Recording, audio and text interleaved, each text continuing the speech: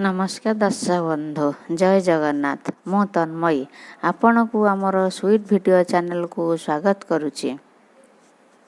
जीवन रे आमको आगो को बढ़िबा को हेले अनेक बाधा विघ्न को अतिक्रम करने को पड़ी थाए।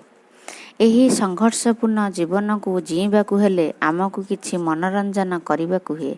सेथिबाई आपणक पई मु किछि कविता नहीं आसीछि। सेही कविता मानक मध्यरु मु आज गोटे कविता परिवेषण करने को जाउछि। सेही कविताटीर नाम भोर हेले। प्रथमे आपण कविता गोटे शुणी दियंतु और आमर चैनल को लाइक शेयर और कमेंट सब्सक्राइब करने को जेपरी भूलिबे नाही।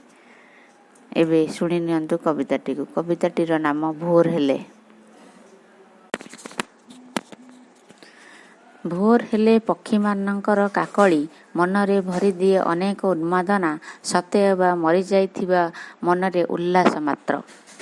फूल माने फुटी जेमिति धरित्री राणी को सजाइबा को लागी पड़ती। सुमधुर बास्नारे मन को मोहित करती। आकाशटा लाल रंग धारण करी सूर्यंग रक्तिम आलोकरे सजई हुई पटुआर धरी जेपरी धरित्री माँ को बधू बेशरे सजैबा को बाहरी पड़े। गंग शिउली फूल माने झरी पड़ती सिना तार बास्ना खेली थाए चारिआडे।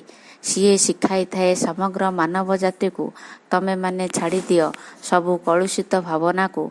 माटीर मनीष दिने एई माटीरे मिसिबो।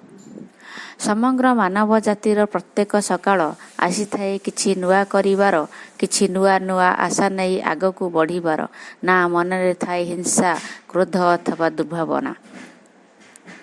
केवल भगवानक स्मरण रे कटि थाए प्रत्येकक भोरटी। आउ दिनटी भलरे कटिबा पाई से अच्युत अनंतक पाखरे थाए गुहारी। दर्शक बंधु एथर शुणिनेले मो कविताटी को। कविताटी किपरि लागिला आपण निश्चय कमेंट करिवे और आमर चैनल को लाइक शेयर और सब्सक्राइब करने को जेपरि भूलिबे नाही। रहुची नमस्कार।